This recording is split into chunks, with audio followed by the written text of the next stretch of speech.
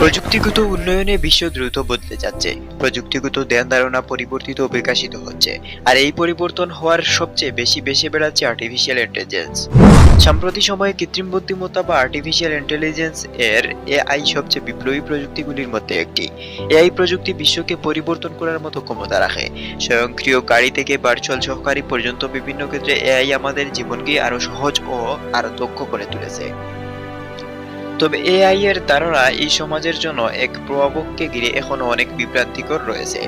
তাই আজকে আমরা এই ভিডিওতে এআই এর মূল বিষয়গুলো অন্বেষণ করব এবং এটি কিভাবে কাজ করে তা নিয়ে বিস্তারিত আলোচনা করব। দেখে মনে হতে পারে আর্টিফিশিয়াল ইন্টেলিজেন্স এই দুদিনেরই আবিষ্কার। এতে সন্দেহ নেই, গত 2 থেকে 3 বছরে ফিল্ড এ অভূতপূর্ব উন্নতি হয়েছে। কিন্তু আসলে আর্টিফিশিয়াল ইন্টেলিজেন্স এই 1940 থেকেই আছে। নানা রকম গবেষণা তখন থেকেই শুরু।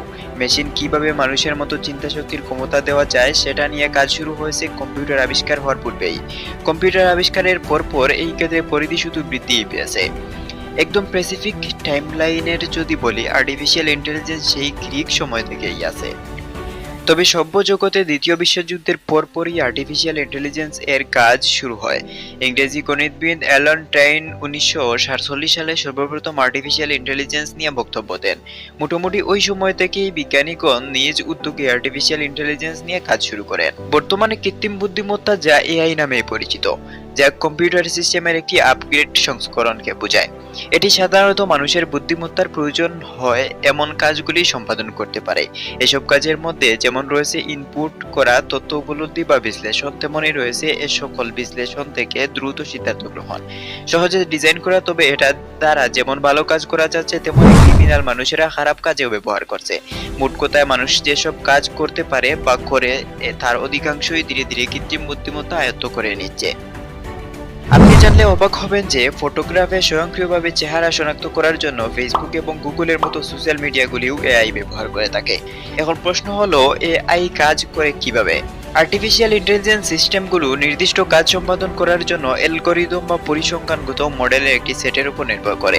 এই অ্যালগরিদমগুলো অতি বৃহৎ ডেটা সেট থেকে বিশ্লেষণ এবং তা থেকে শেখার জন্য ডিজাইন করা হয়েছে, যা এআই সিস্টেমকে অনুরূপ প্যাটার্ন শনাক্ত করতে এবং সেই ডেটার উপর ভিত্তি করে ভবিষ্যদ্বাণী করতে সাহায্য করে। সিস্টেম যত বেশি ডেটা অ্যাক্সেস করা যায়, সঠিক ভবিষ্যদ্বাণী বা আউটপুট বের করার ক্ষেত্রে এটি তত ভালো হয়।